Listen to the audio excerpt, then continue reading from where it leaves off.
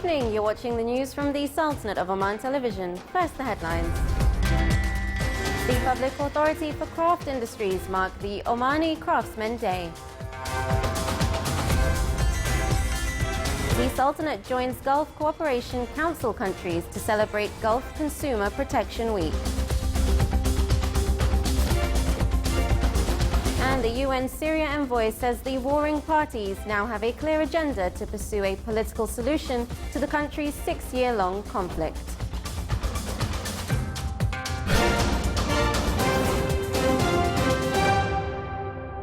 Those were the headlines, and now for the news in detail. To mark the Omani Craftsman Day, a celebration was held in Muscat under the auspices of Her Excellency Dr. Rawiya bint Saud Al Busaidiyya, Minister of Higher Education. More details in the following report by Saleh bin Khalfan Al Rahbi. The Sultanate, represented by the Public Authority for Craft Industries, celebrated the Omani Craftsman Day, which falls on March the 3rd every year, to confirm the approach of His Majesty Sultan Qaboos to pay attention to the heritage of the Omani society and the importance of its development and modernization.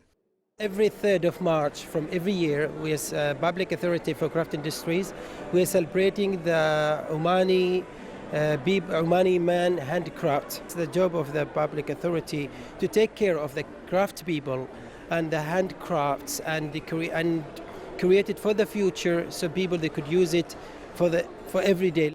The event included an exhibition consisting of modern furniture and decor with Omani touches displayed for the first time.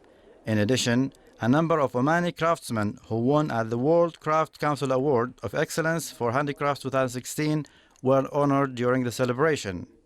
We are proud to get this award as Award Craft Council from the Award Crafts Council actually, and we hope to get more and more international awards in the future, inshallah. Our jewelry, of course, we will get more creative.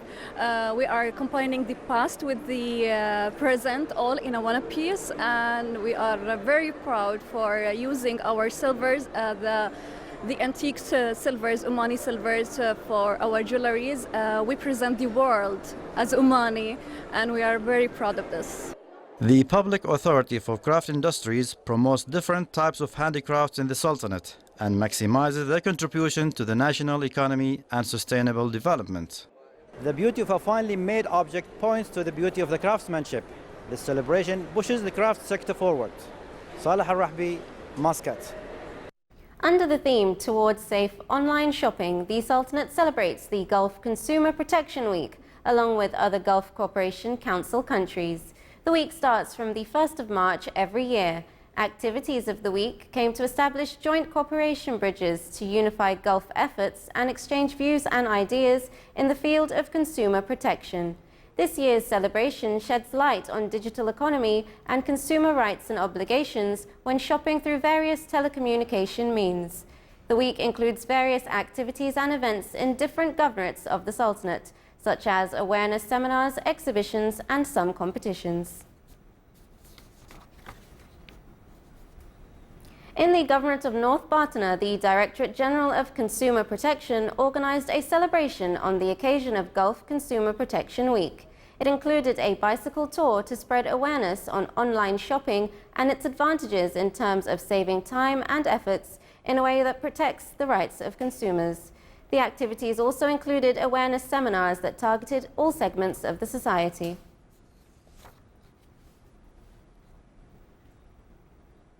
The Oman Shipping Company and Societe Generale Bank signed a funding contract at a value of $227 million to buy 10 new oil tankers leased to Shell Shipping Company for 7 years. The funding covers the purchase of 10 medium-sized refinery product tankers at the capacity of more than 50,000 tons. The tankers were built by Hyundai Heavy Industries Company.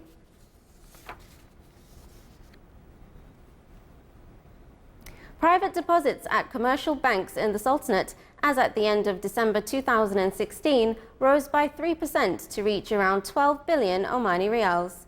The Central Bank of Oman, CBO, pointed out that the total value of those deposits were represented in terms of savings and demand deposits. According to CBO, the banking indices of commercial banks show that the percentage of total cash and clearance for those deposits reached around 11%. Meanwhile, the total percentage of loans reached 180%.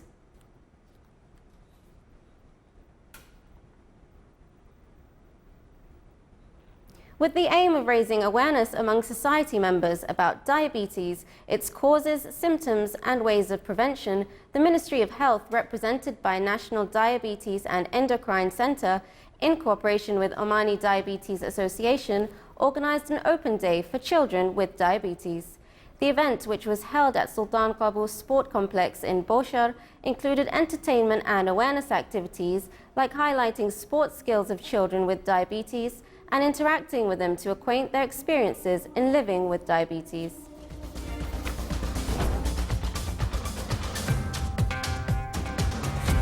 Still to come in our news bulletin.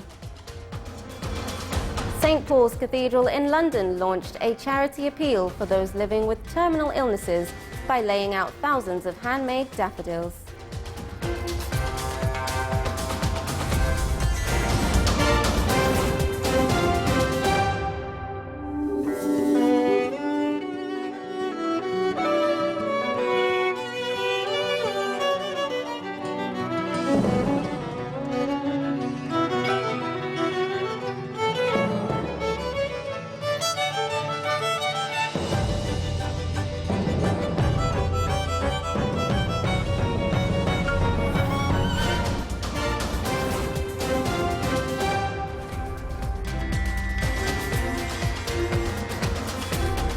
Welcome back to the news from the Sultanate of Oman television.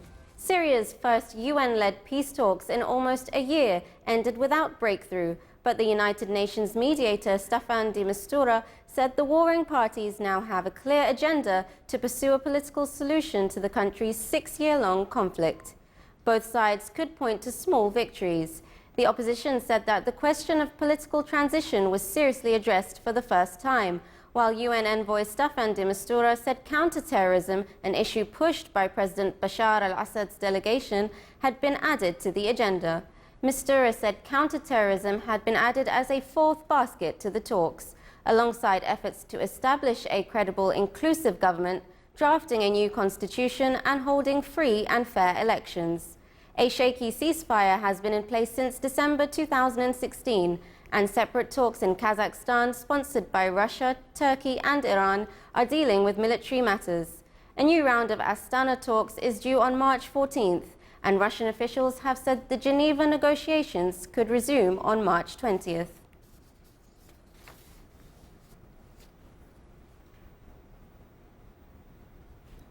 The forces of eastern Libya's military strongman Khalifa Haftar conceded the loss today of a key oil export terminal they seized last year as fighting for the country's resource wealth intensifies. The capture of Ras Lanuf and the other 3 eastern oil ports in September enabled Haftar to keep his challenge to the authority of the UN-backed government in Tripoli and demand a major role in a replacement administration. Exports from the 4 ports are Libya's main source of hard currency income, and without them, Libya's once huge currency reserves are being rapidly depleted. There are 4 ports along the oil crescent on the eastern part of the Gulf of Sirte, which account for the lion's share of Libya's oil exports. Haftar's forces seized Zuitina, Brega, Ras Lanuf, and Al-Sidra in a lightning offensive last September that dealt a major blow to the UN-backed government of national accord.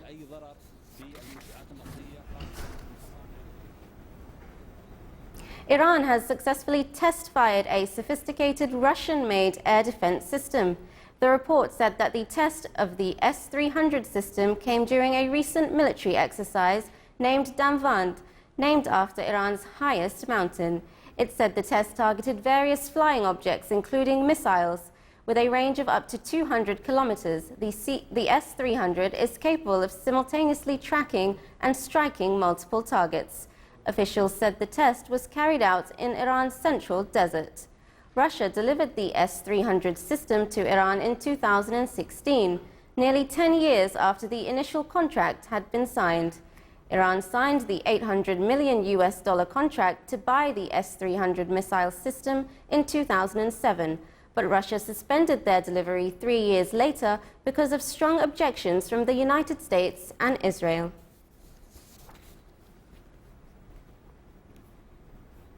China will raise its defense budget by about 7% this year, continuing a trend of lowered growth amid a slowing economy despite regional tensions over the South China Sea and other issues.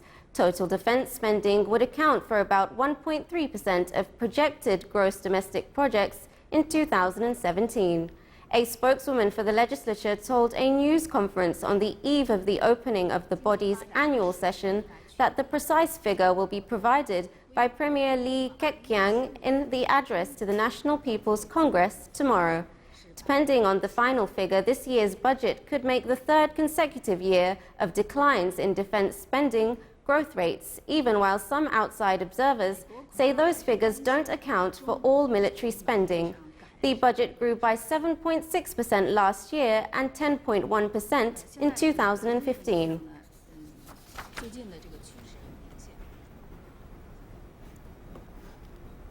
2,100 handmade daffodils have been placed in the shadow of St. Paul's Cathedral in London to mark the launch of a charity appeal for those living with terminal illness. The public art installation called The Garden of Light is illuminated throughout the night in Paternoster Square. Each daffodil is designed to represent each of the Marie Curie nurses who work across the United Kingdom providing care and support for those living with a terminal illness. The installation features winding pathways which people can walk along while listening to recordings of voices reading real-life letters of thanks sent to Marie Curie nurses from families of patients that they have helped. Artist Andrew Shobin designed the work with the public art collective Grey World, and it is open to the public for free until March the 12th.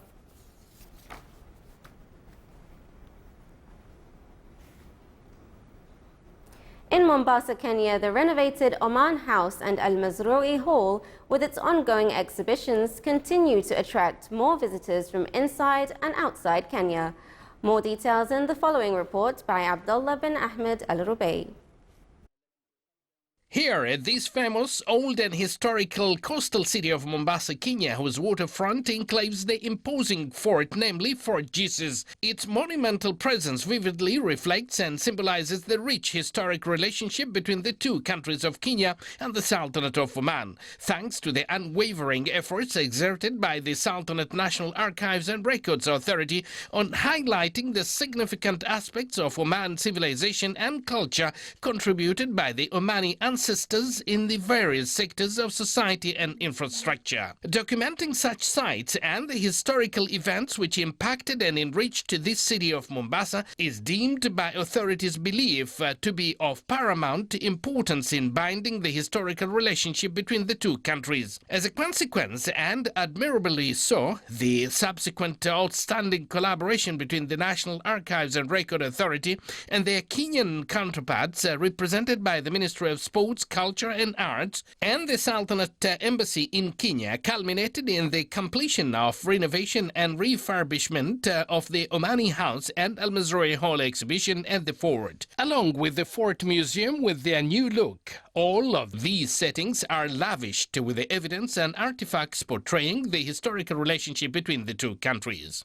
Omani House consists of three main halls. The first hall represents the Oman-East Africa historical relation. The second hall speaks about the Oman history and civilization. The third hall is about modern Oman under the leadership of His Majesty Sultan Qaboos bin Said Al Muazzam. Well, I'm a Kenyan living in Germany, and now I'm here. It's a nice experience to come and see what happened in those years.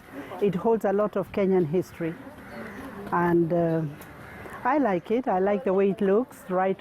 Quite old things here you can discover and see. And for children, it's very nice to hold on to this history.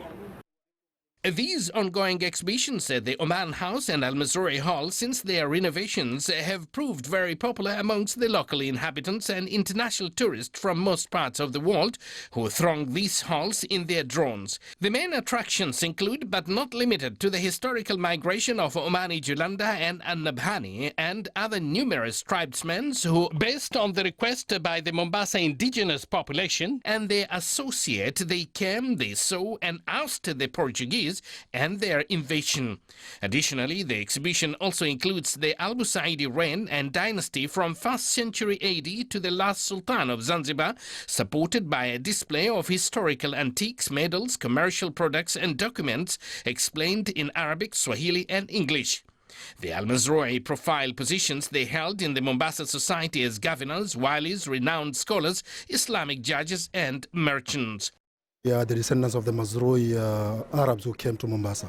So here with me are my fellow Mazrouis, and we are 8th, 9th generation staying in Mombasa. It has been a long time since the connections between Omanis and Kenyans from Mombasa have connected. So this is an opportunity to reopen these doors of interconnection between the Omani descendants living in Mombasa, Africa, and the Omanis in Oman. It's a great day for the people of Mombasa because this building has been here and it is a representation of the culture of Mombasa.